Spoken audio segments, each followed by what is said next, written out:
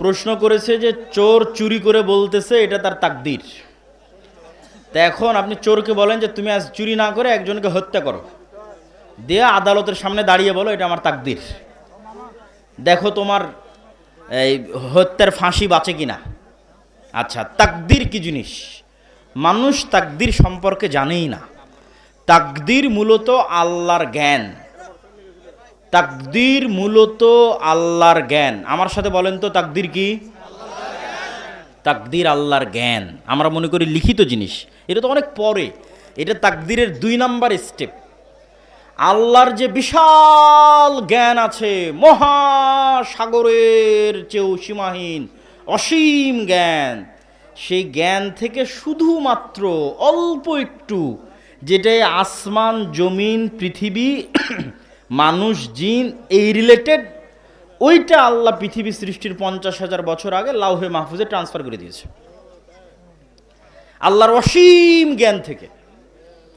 তাহলে লাউহে মাহফুজের সাথে এই সমগ্র পৃথিবী এমনভাবে কানেক্টেড যে এখানে একটা গাছের পাতা পড়লেও সেটা লাউহে মাহফুজের সাথে কানেক্টেড। সারা পৃথিবীর কেন্দ্রীয় ডাটা সার্ভার, আসমান জমিন এবং তার মধ্যে যা কিছু আছে তার সেন্ট্রাল ডাটা সার্ভার হচ্ছে লাউহে মাহফুজ। এই লাউহে মাহফুজ থেকে 1 বছরের ডাটা ফেরেশতাদের কাছে হস্তান্তর হয়। লাইলাতুল কদরের রাতে ফেরেশতাদের কাছে 1 বছরের ডাটা হস্তান্তর হয়। তাহলে লাউহে মাহফুজে যে তাকদীর লিখিত আছে এটা আল্লাহর জ্ঞান। এবার মানুষ যখন যে কাজ করবে সেই কাজ সে স্বেচ্ছায় করবে। আপনি যেমন একটা গেম যখন ডেভেলপ করেন, একটা সফটওয়্যার যখন ডেভেলপ করেন, ওখানে ফাংশনগুলো যখন ক্রিয়েট করেন, এই ফাংশনগুলো এক প্রকার তাকদীরের মতো, কিন্তু আপনি এটা জানেন না যে কে কখন কোন ফাংশন গ্রহণ করবে। কিন্তু যে ফাংশনে গ্রহণ করুক না কেন, সাথে সাথে ওইটার ইমিডিয়েট ফিডব্যাকও সে পাবে, ইমিডিয়েট রেজাল্টও সে পেয়ে যাবে, কেন ওটা আগে থেকে সেট আপ করা আছে। কিন্তু আপনি এটা জানেন না যে আমার কোন প্লেয়ার গেম খেলার সময় কোন ফাংশনটা অ্যাকসেপ্ট করবে, এটা জানেন না।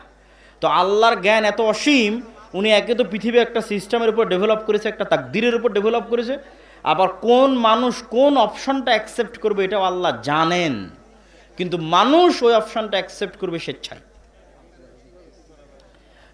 মানুষ তার পুরো শরীরের সকল শক্তি সকল ক্ষমতা ব্যবহার করতেছে আল্লাহ সুবহানাহু ওয়া তাআলার অনুমতিতে, কিন্তু ব্যবহার করতেছে নিজের ইচ্ছায়।